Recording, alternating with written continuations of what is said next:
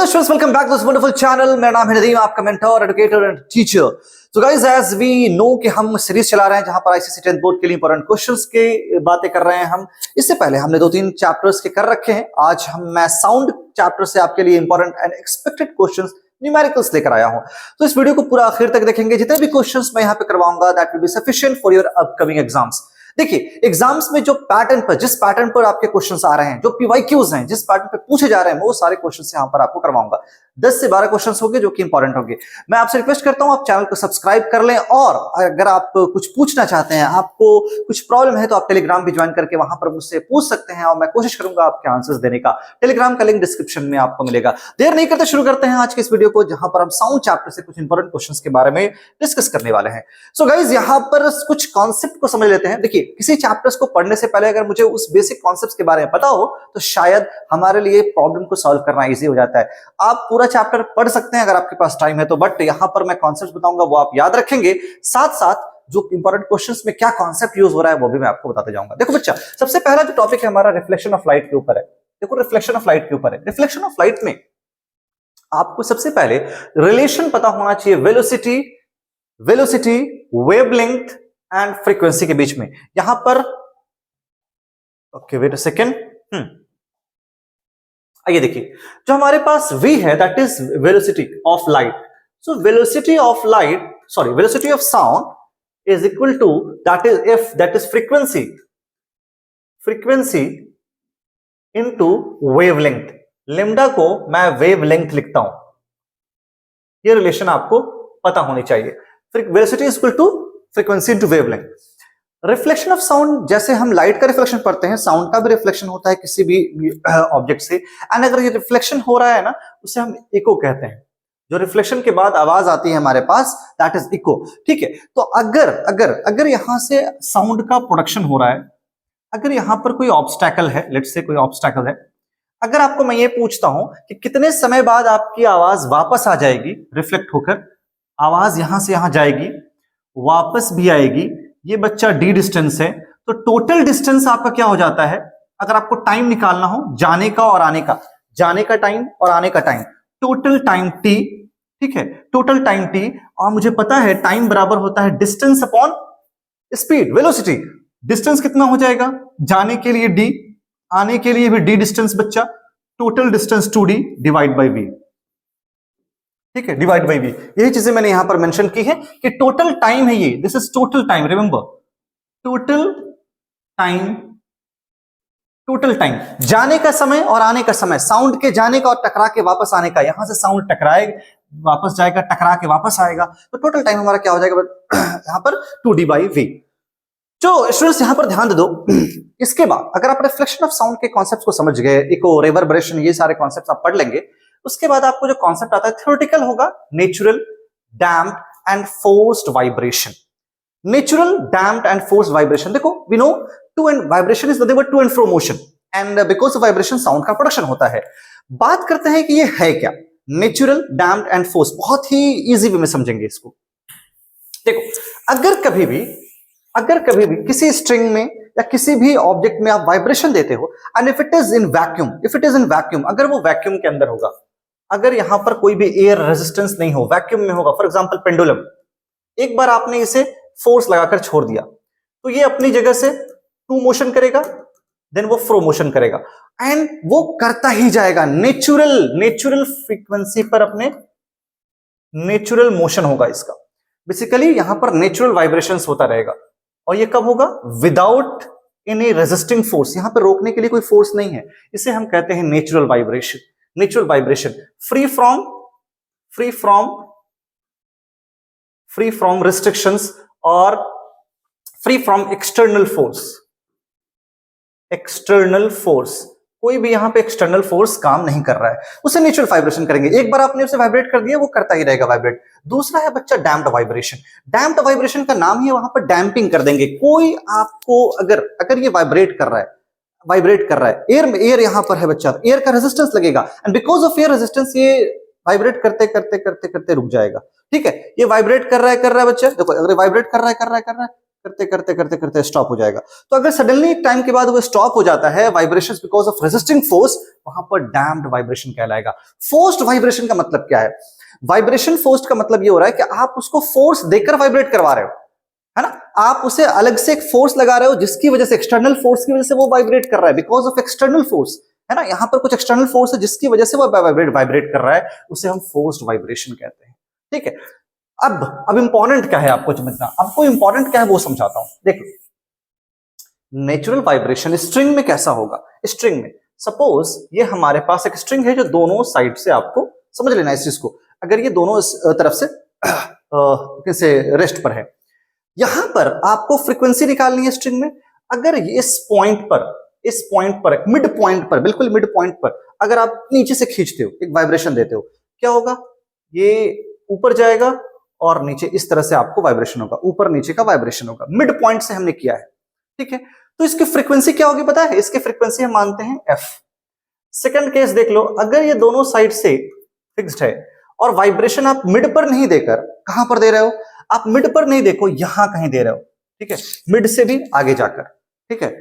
Third, मैं कैसे, आप इसे हाफ कह दो, हाफ से थोड़ा ज्यादा, हाफ का मिडिल, सेकंड हाफ का मिडिल, यहां से दोगे तो क्या होगा? ये ऐसे जाएगा, ठीक है, ये ऊपर जाएगा, ये नीचे जाएगा, यहां से ऊपर और नीचे जाएगा, ठीक है। ये कितना वाइब्रेशन होगा? इसका फ्रीक्वेंसी कितना होगा? इसका फ्रीक्वेंसी बच्चा 2f होगा। अब क्या करो, समझ लो। अब फिर से अगर तीसरे केस में क्या करते हैं, देख लो, हमने मिड से किया था, अब यहां पर 1/6 पर करते हैं, L/6 पर, L/4 पे मैंने करके देखा, अब L/6 पर करते हैं, तो ये 3 बार करेगा वाइब्रेशन, ये यहां से करेगा, यहां पे जाएगा, तो ये इसका वाइब्रेशन फ्रीक्वेंसी कितनी हो जाएगी? 3f हो जाएगी। तो ये मैं क्या बता रहा हूं कि यहां पे अलग अलग पोजीशन पर मैं उसे वाइब्रेट कर रहा हूं। मैंने इसे हाफ पे किया, 1/4 पे किया, फिर L/6 पर किया, अलग अलग जगह पे वाइब्रेशन, जब मैंने इस पे वाइब्रेट करवाया, इस तरह से हमें इसकी फ्रीक्वेंसी देखने को मिली। अब इसके वेवलेंथ की बात करें, वेवलेंथ बहुत सिंपल है, इसका वेवलेंथ होता है बच्चा 2L। याद रख लीजिएगा, मैं समझाने जा रहा हूं कैसे आ रहा है, ये 2L होता है, इसका वेवलेंथ होता है 2L। इसका वेवलेंथ कितना होता है? 2L/2, याद रखिए। उसके बाद इसकी वेवलेंथ कितनी होती है? 2L/3।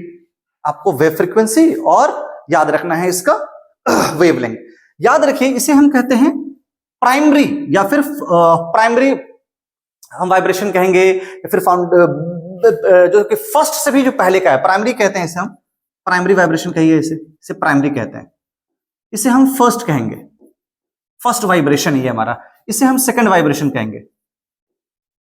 प्रिंसिपल वाइब्रेशन भी कह सकते हैं इसके, प्रिंसिपल, फर्स्ट, सेकंड, इस तरह से आप उसको नाम याद रखिएगा। रेजोनेंस क्या होता है? देखो बहुत सिंपल है, ये जो फोर्स्ड वाइब्रेशन है ना, उसी का एक रूप है रेजोनेंस।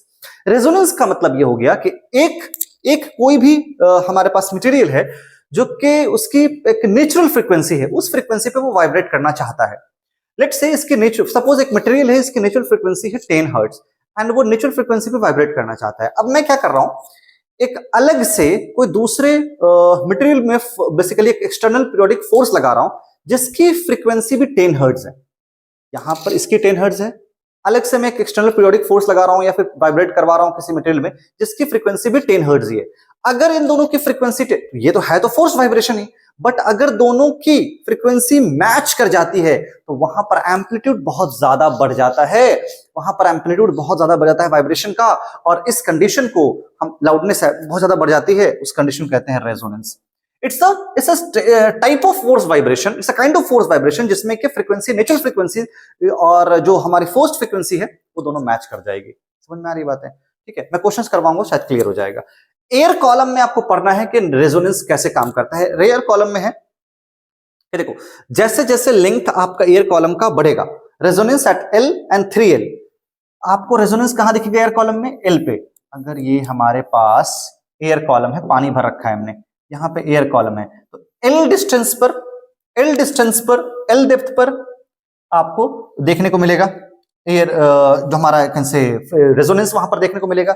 जैसे ही 3L पे आएगा वो 5L पर जाएगा, है ना। अगर ये L है बच्चा, तो 3L 5L उस जगह पे क्वेश्चंस करवाऊंगा तो शायद क्लियर हो जाएगा, वहां पे आपको रेजोनेंस देखने को मिलेगा ये एयर कॉलम में। साउंड की कैरेक्टरिस्टिक्स, पिच, लाउडनेस, ठीक है, पिच किस पे डिपेंड कर रहा है पिच हमारा, लाउडनेस क्या है, इंटेंसिटी क्या है, टिम्बर, क्वालिटी ऑफ साउंड क्या है, इन सब पर थोड़ा सा क्वेश्चंस आपको बन जाएंगे। तो ये सब बेसिक बेसिक कॉन्सेप्ट्स था, मैंने डिटेल में नहीं पढ़ाया है अभी, मैं लेक्चर्स करवाऊंगा तो शायद आपको करवा दो फिर बाद में। अभी के लिए मैं सिर्फ समझाने के लिए कॉन्सेप्ट बताया, जिस कॉन्सेप्ट पर आपको ध्यान देना है। क्वेश्चंस की तरफ आते हैं। क्वेश्चंस बहुत सिंपल सिंपल होंगे। देखो एक वेव फॉर्म दे रखा है हमें, अलग अलग वेव फॉर्म यहां पर दे रखा है, आपको कुछ पहचानना है। Which among the following figure represent the second wave front way overtone. Second overtone कौन सा है इसमें, सेकंड कौन सा है? देखो ये प्राइमरी है, ये प्राइमरी है, मैंने बता रखा है, इसे प्राइमरी कहते हैं।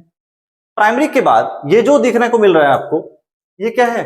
ये है फर्स्ट, ये आपका फर्स्ट है, ये सेकंड है, ये थर्ड है। क्लियर? तो अब हमें पूछा गया है सेकंड ओवरटोन, सेकंड कौन सा होगा?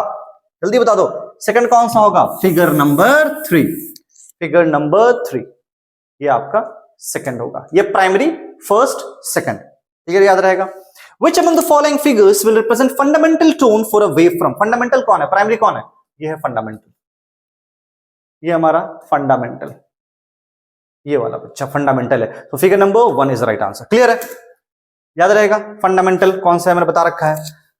Okay, name the type of vibrations taking place in pendulum B and C. इसका कॉन्सेप्ट बता, इसका कॉन्सेप्ट मैं समझा दूंगा तो शायद आप कैसे भी क्वेश्चन आएंगे, कई बार पूछे गए, आपको याद रहेगा। क्या है कॉन्सेप्ट गाइस? देखो ध्यान से देखना। Name the type of vibrations taking place in pendulum B and D. Pendulum B and D, क्या ये दोनों सब सेम हाइट पर हैं? देखो तो क्या ये बी एंड डी, ए कौन सा सेम हाइट पर है? आपको ध्यान देना पड़ेगा। तो यहां पर ए और सी दोनों की हाइट सेम है, दोनों की हाइट सेम है। फ्रीक्वेंसी लेंथ पर डिपेंड करता है, ये आपको पता है। फ्रीक्वेंसी लेंथ पर आपका डिपेंड कर रहा होगा। कैसे करेगा मैं डिटेल में नहीं बता रहा हूं। तो यहां पर अब देखो, जिसकी लेंथ सेम है इसकी फ्रीक्वेंसी भी दोनों की सेम रहेगी। इसकी लेंथ और इसकी लेंथ अलग अलग है, इन दोनों की फ्रीक्वेंसी डिफरेंट रहेगी। क्लियर है ना? तो चलो बताओ, अब बता दो, name the type of vibrations taking place in pendulum B and D. क्या होगा? अगर आप इसे वाइब्रेट करोगे तो ये भी वाइब्रेट होगा, ये भी वाइब्रेट होगा, ये भी वाइब्रेट होगा, लेकिन ए और सी की फ्रीक्वेंसी सेम है, तो यहां पर आपको रेजोनेंस देखने को मिलेगा, रेजोनेंस देखने को मिलेगा। बी एंड डी में क्या देखने को मिलेगा? फोर्स्ड वाइब्रेशन सिर्फ देखने को मिलेगा। फोर्स्ड में रेजोनेंस नहीं होगा, सिर्फ फोर्स्ड वाइब्रेशन। अगर लेंथ सेम नहीं है तो फोर्स्ड वाइब्रेशन, अगर लेंथ दोनों का सेम है तो वहां पर रेजोनेंस। तो name the type of vibration taking place in pendulum B and D. Forced vibration. क्या लिखोगे? बी में बी एंड डी लिख दो। बी एंड डी क्या देखने को मिल रहा है आपको? Forced vibration. क्लियर है? क्लियर है ना? चलो, फोर्स्ड वाइब्रेशन क्लियर है। चलो पहला आंसर हो गया। सेकंड की बात करते हैं।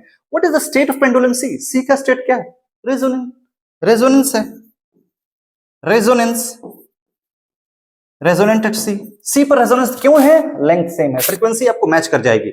अगर इसके 10 हर्ट्ज है, अगर 10 हर्ट्ज है और इसकी भी 10 हर्ट्ज है, तो क्या होगा? आप यहां पर फोर्स लगाएंगे, इन दोनों में रेजोनेंस क्रिएट हो जाएगा, एम्पलीट्यूड बहुत ज्यादा बढ़ जाएगा, एम्पलीट्यूड इसका बहुत ज्यादा बढ़ जाएगा।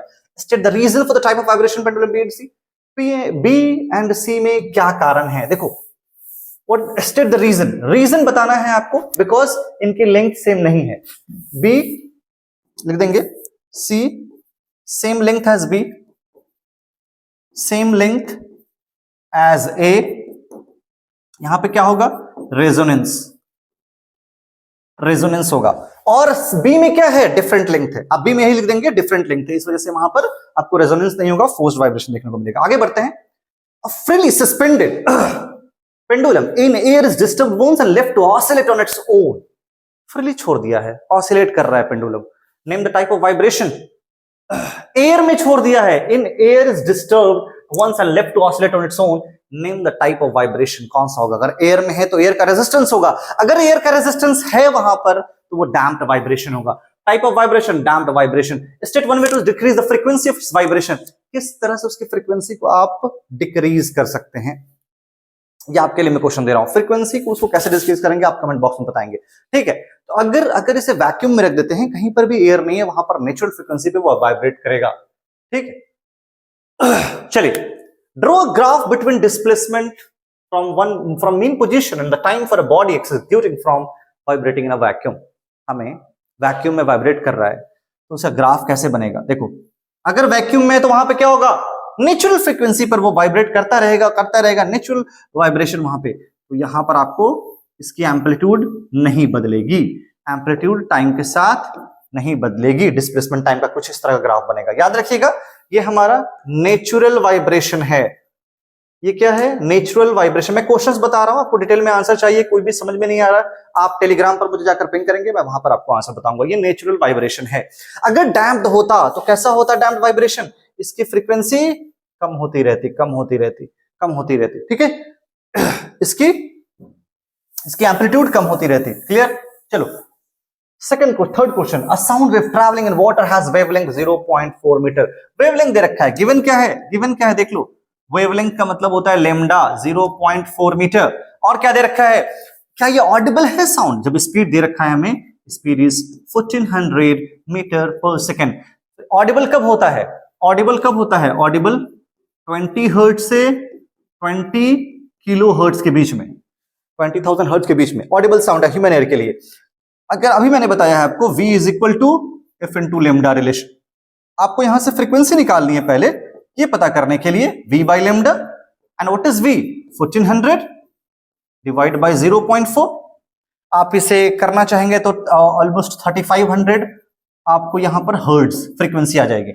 आप करके देखिए 3500। तो यहां पर जो 3500 आ रहा है आपका, ये ऑडिबल टू ह्यूमन ईयर है। क्या है, ऑडिबल साउंड है। ऑडिबल साउंड क्यों है, क्योंकि 20,000 से 20 हर्ट्ज से 20,000 हर्ट्ज के बीच में है ये। आगे बढ़े, two waves of the same pitch have amplitudes in the ratio 1:3। देखो एम्पलीट्यूड क्या होता है, ये है एम्पलीट्यूड, ये जो देख रहे हो ये डिस्टेंस अपने मीन पोजीशन से कितना वो डिस्टर्ब हो रहा है, अपनी इसका मीन पोजीशन है वो कितना इस तरफ और किस तरफ टू एंड फ्रो कर रहा है, इसे कहते हैं एम्पलीट्यूड। ठीक है, और एम्पलीट्यूड का मतलब लाउडनेस, एम्पलीट्यूड मतलब वॉल्यूम। जो आप गाना सुनते हो ना, म्यूजिक सुन रहे हो, पार्टी कर रहे हो, म्यूजिक सुन रहे हो, मैं कहता हूं भाई वॉल्यूम बढ़ा दो, वॉल्यूम क्या, एम्पलीट्यूड बढ़ा दो। वॉल्यूम एम्पलीट्यूड ही है, एम्पलीट्यूड का मतलब उसकी इंटेंसिटी, लाउडनेस अल्टीमेटली उसका कहना है कि वॉल्यूम बढ़ा दो। तो वॉल्यूम एम्पलीट्यूड से रिलेट आप कर सकते हो, मतलब मैंने कहा एम्पलीट्यूड बढ़ाओ, लाउडनेस बढ़ाओ, इट मींस आपकी वॉल्यूम बढ़ाने की बात की जा रही है। तो क्या रिलेशन है, एम्पलीट्यूड का रिलेशन होता है या इंटेंसिटी ऑफ साउंड का रिलेशन होता है ए स्क्वायर के प्रोपोर्शनल, ए के स्क्वायर के, एम्पलीट्यूड स्क्वायर आई इंटेंसिटी लाउडनेस वो ए स्क्वायर के प्रोपोर्शनल होता है। तो अगर हम मुझे कहा गया है कि अगर सेम पिच है, पिच सेम है, देखो पिच ये डिपेंड करता है फ्रीक्वेंसी पर, पिच डिपेंड करता है फ्रीक्वेंसी पर, जितना ज्यादा पिच उतना ज्यादा फ्रीक्वेंसी, जितनी कम पिच उतनी कम frequency, and loudness depends on amplitude. ठीक है, जितनी ज्यादा एम्पलीट्यूड उतनी ज्यादा लाउडनेस, या उल्टा वाइस वर्सा आप समझ सकते हैं। समझ में आ गई बातें, क्या है पिच, वो फ्रीक्वेंसी पर डिपेंड करता है, डिटेल में हम अभी नहीं समझ रहे हैं, इतनी बातें क्लियर हो गई। चलो आगे बढ़ते हैं। तो हमें दे रखा है एम्पलीट्यूड का रेशियो, यानी कि A1 by A2 is given 1/3. What will be the ratio of their intensities? देख लो इंटेंसिटीज का रेशियो I1 by I2 करना है। I1 by I2 क्या होगा बच्चा, A square by A2 square. ठीक है, कितना होगा 1/3 का होल स्क्वायर, 1:9 कितना हो गया 1:9। फ्रीक्वेंसी, अरे भाई फ्रीक्वेंसी में कहा है सेम पिच में सेम फ्रीक्वेंसी, सेम पिच में सेम फ्रीक्वेंसी, तो बी का आंसर क्या होगा 1:1। सेम पिच मतलब उसकी फ्रीक्वेंसी भी सेम होगी, सेम पिच का मतलब फ्रीक्वेंसी भी सेम होगी। आगे बढ़े, what are natural and damped vibrations, draw their displacement time graph. मैंने बता रखा है नेचुरल वाइब्रेशन में कोई भी रेजिस्टिंग फोर्स नहीं होगा रोकने के लिए, ये आपको डिस्प्लेसमेंट टाइम ग्राफ होगा। किसका, नेचुरल का, बुक में देख लेना आप। डैम्प्ड में क्या होगा, रोकने वाले फोर्स है वहां पर, रेजिस्ट करने वाले एयर का रिस्ट्रिक्शन से, एयर फोर्स का, तो वहां पर ये कम होता जाएगा। ठीक है, ये कम हो जाएगा। इस तरह से आपको ये डैम्प्ड वाइब्रेशन देखने को मिलेगा। ये डैम्प्ड वाइब्रेशन ग्राफ भी बना देना और डेफिनेशन भी लिख देना।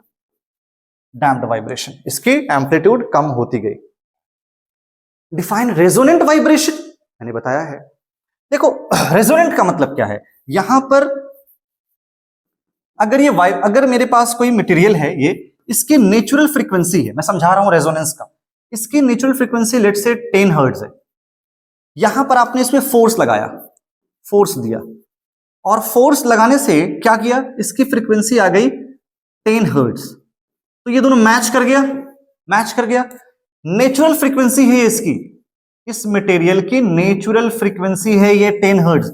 अगर हमने जो फोर्स लगाया है उस वहां पर पीरियोडिक फोर्स वो भी 10 हर्ट्ज की मैच कर जाती है, तो यहां पर क्या होगा, रेजोनेंस होना शुरू हो जाएगा, ऑटोमेटिक ये वाइब्रेट करना शुरू हो जाएगा। यहां पर आपको रेजोनेंस दिखेगा, रेजोनेंस दिखेगा जब इसकी नेचुरल फ्रीक्वेंसी से आपका आपका जो फोर्स्ड वाइब्रेशन है वो मैच कर गया, फोर्स्ड आपने जो लगाया वो मैच कर गया, उसकी फ्रीक्वेंसी मैच कर गई, यही होती है resonance. Which characteristics of sound makes it possible to recognize a person by his voice without seeing him? कोई आता है, आप उसे पहचान जाते हो उसकी आवाज से ही कि अच्छा कौन आ रहा है, आपका फ्रेंड आ रहा है ना, पापा बुला रहे हैं, कौन बुला रहा है, आपको आवाज मिल जाए। कैसे पता कर पाते हो, विदा देखे हमें पता है उसकी आवाज में कुछ डिफरेंस है जो उसको अलग करती है दूसरों से, that is timber, quality of sound. क्या बोलोगे आप, quality of sound, timber, quality of sound.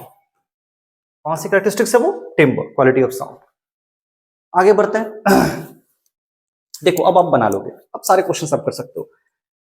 ये दे रखा है हमें क्वेश्चंस में, फिगर डायग्राम दे रखा है। Which of the vibration is the largest amplitude, amplitude मतलब ये कितना ज्यादा है, देख लो ये कितना ज्यादा है, इसकी एम्पलीट्यूड ज्यादा है बच्चा एंड इसकी एम्पलीट्यूड कम है।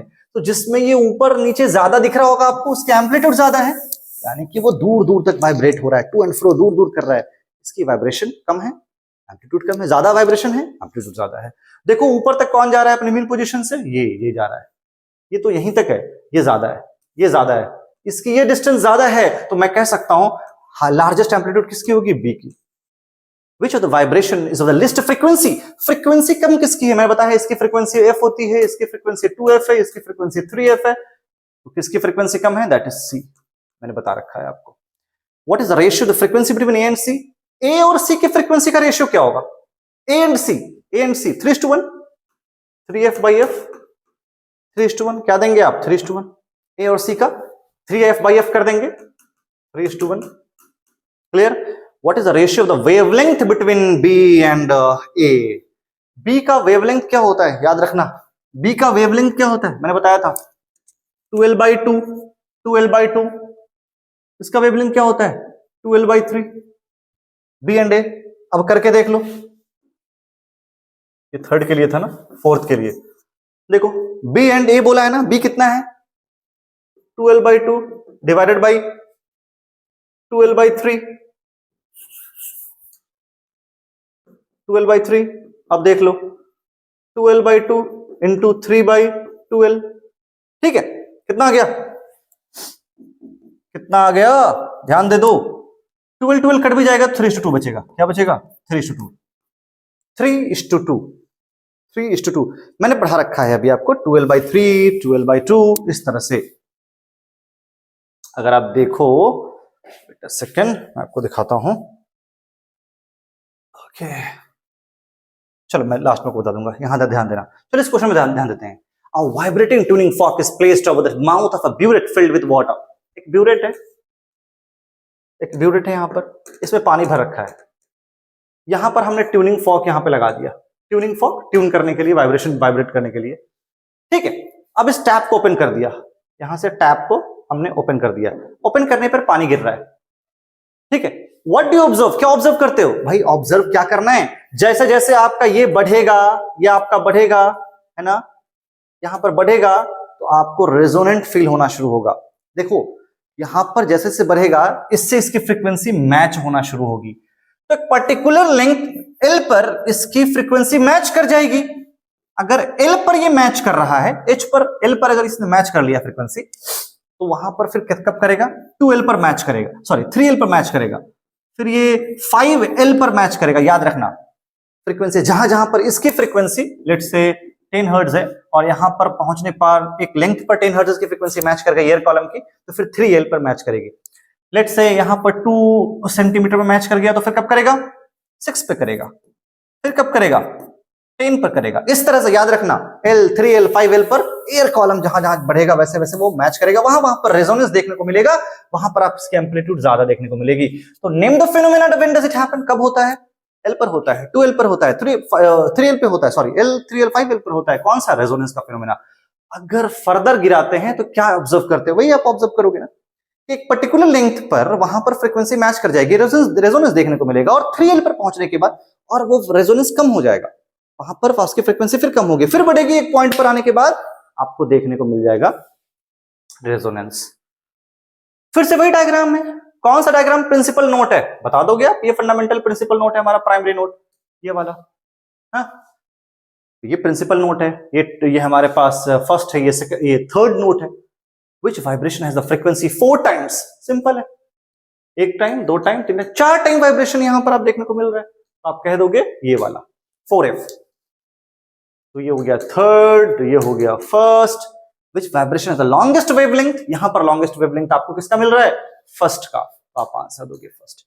Ratio frequency of the vibration first and second, इसकी फ्रीक्वेंसी का रेशियो क्या होगा? अरे भाई इसकी फ्रीक्वेंसी कितनी है? F, इसकी फ्रीक्वेंसी है 2F, F/2, 1/2, 1/2, 1:2, 1:2।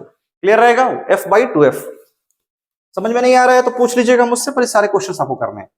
देखो सारे क्वेश्चंस वैसे ही हैं, बट आपको कॉन्सेप्ट समझना है। ये ट्यूनिंग फॉर्क वाले क्वेश्चंस भी कई बार पूछे गए हैं, बुक में भी है और एग्जाम्स में भी आ रखा है। डायग्राम देखकर आपको ये बताना है, डिस्क्राइब योर ऑब्जर्वेशन, जब यहां पर आपको वाइब्रेशन आप करना शुरू करते हैं। देखो A and B of the mounted separate sound box, यहां पे साउंड बॉक्स रख रखा है, साउंड बॉक्स है इसके अंदर में। फॉर्क से इसको फॉर्क को आपने वाइब्रेट करवाया, अब इसके वाइब्रेशन से इसमें वाइब्रेशन शुरू होगा, इसमें फोर्स्ड वाइब्रेशन शुरू होगा, ठीक है, इसमें फोर्स्ड वाइब्रेशन होगा, और इसकी वाइब्रेशन से यहां वाइब्रेशन पहुंचेगा, ये वाइब्रेट करेगा, ये बी साउंड बॉक्स, और इसकी वजह से ये अपना एम्पलीट्यूड किसे पास करेगा? सॉरी, ये वाइब्रेशन किसे पास करेगा? ट्यूनिंग फॉर्क बी को।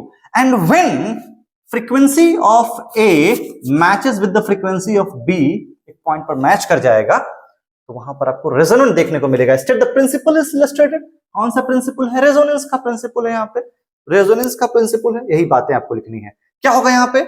इसे आप वाइब्रेट कराएंगे, फोर्स वाइब्रेशन इसके पार्टिकल्स में होगा, साउंड बॉक्स में, साउंड बॉक्स का इसे पास करेगा सेकंड वाले को, अब सेकंड वाला फिर ये वाइब्रेट करवा देगा बी को, सेम फ्रीक्वेंसी पर होने पर, जैसे ही सेम फ्रीक्वेंसी मिलेगी वो रेजोनेंस होगा, ये हाई एम्पलीट्यूड के साथ वाइब्रेट करना शुरू करेगा, ठीक है। तो सेकंड वाले में ऑटोमेटिक वाइब्रेशन हो जाएगा, हमने एक ही वजह से। ये देख लो, हमें वेव पैटर्न दे रखा है 3 साउंड का, ए बी सी। आपको बताना है name the characteristics of the sound which is same between A and B. A और बी में क्या सेम लग रहा है आपको? ए और बी में क्या सेम लग रहा है?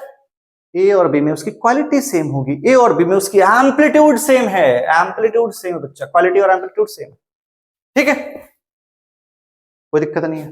चलो एम्पलीट्यूड सेम है, ये हाइट देखो ना, यहां भी सेम है।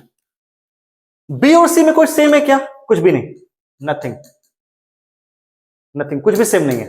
बी और सी में कुछ सेम है ही नहीं। सी और ए में क्या सेम लग रहा है? फ्रीक्वेंसी, एक 1.5, कंप्लीट 1.5 सेम लग रहा है फ्रीक्वेंसी, तो थर्ड में क्या लिखोगे आप? सेम फ्रीक्वेंसी, सेम फ्रीक्वेंसी किसमें? सी एंड ए में, क्लियर। और ए बी में एम्पलीट्यूड, एम्पलीट्यूड सेम है ए और बी में, क्लियर।